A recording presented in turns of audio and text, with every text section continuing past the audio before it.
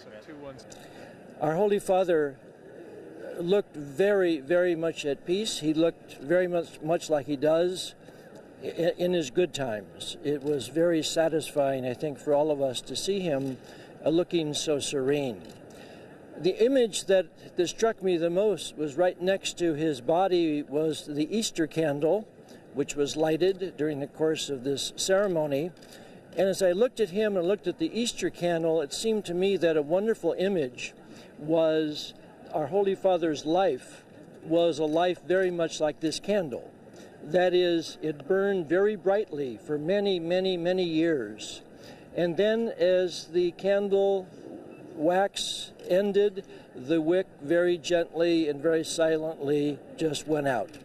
I think that's a good image of our Holy Father's life. He was such a brilliant light for the world, and like that Easter candle, the light of Christ, at the very end, the candle began to flicker, and then on its own, it simply went out. So it was a very, very touching moment, very moving moment for all of us who were there.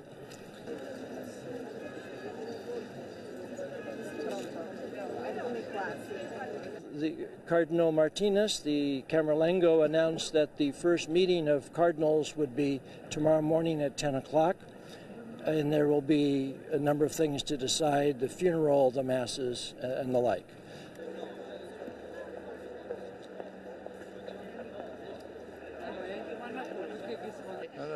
He was one of the great popes we have had.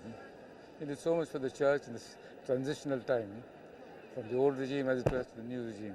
So he'll go down in history as one of the great popes we've had.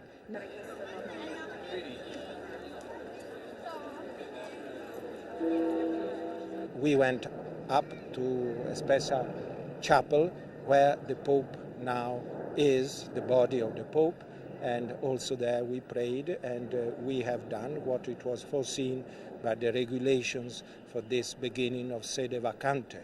The see is vacant. Okay.